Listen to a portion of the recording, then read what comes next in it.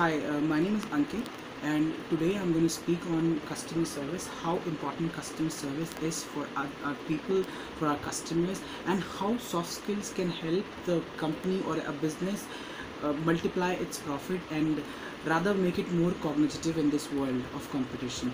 So, there are so many businesses across in our environment, and they demand that they give the best customer service to their customers, but the demand or the commitment which they do, or which they have been doing so far ever since they started, is just for the set purpose. They just say it, but as far as the experience is concerned, when the customer really experiences it post the purchase of the product is when he gets dissatisfied.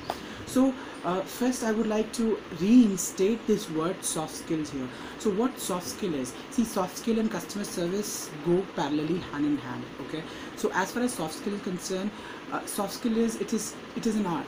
It is an ability to be polite and happy even when there are disagreements. So we, being Indians, we have this nature of, we do not really respond, we prefer to react because of the kind of environment that we have been risen in so far. So instead of reacting at the situation, we must respond, we must evaluate, we must analyze.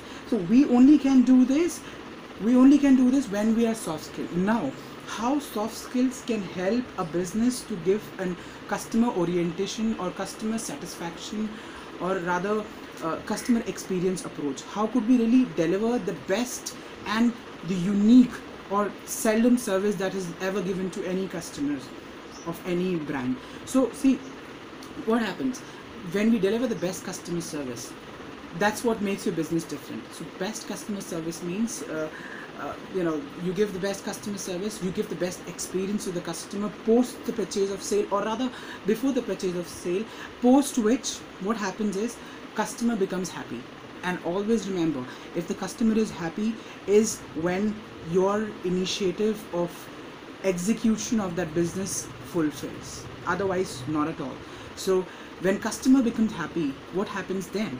Next thing or next action that happens, or next phenomena which occurs, is that the customer spread the positive word of mouth. Okay, positive word of mouth is something we need to strive for all the times when we are giving customer experience to the customer. This will give that unique edge that our business expects, that our business anticipates, the business and the business leaders that are there for this purpose. Okay, so when our customer spreads the positive word of mouth, or rather they repeat the services, what happens post that? When they repeat the services, when they spread the positive word of mouth, see, it's a cycle. Okay, it's a cycle, so when they repeat it, when they spread the positive word of mouth, what happens? They get the edge over the competition. Okay, there are so many competitors. Likewise, an individual, there are so many competitors for me as well. If I go in the market and if I look around, I see so many people who are at my competition, who may really fight with me in terms of my professional expertise and competencies. So likewise there in the business as well. Until and unless you do not have that edge which is required in the business or in the brand that you're associated with, you would not be really able to contribute up to that extent which you might have if you are soft skilled and if you strive for positive word of mouth from the customer. See, a person like me, so it's the latest survey that I have done, that a positive, a happy customer, a satisfied customer only spreads his positive word of mouth to only maximum 7 people, not more than that. And if suppose I am a dissatisfied customer, I will spread my negative word of mouth, especially a person like me, to as many as people as possible. Okay, so generally the ratio is 20 people, but a person like me will try to make it to 1,000 in a given future days. Okay, so that's why, so when we achieve that positive word of mouth, when our customer becomes happy, when we get edge over the competition post completion of this process, is when the business earns profit. And we need to understand this fact that we are not here, we do not get associated with any brand for a purpose of charity. Okay, we need to understand that our focus must be on customer experience, customer orientation, instead of just this one word, profit. Once we are cognitive in the business, in this world, there's nothing bigger could be achieved. In fact, more than a success as well, if you are cognitive in business.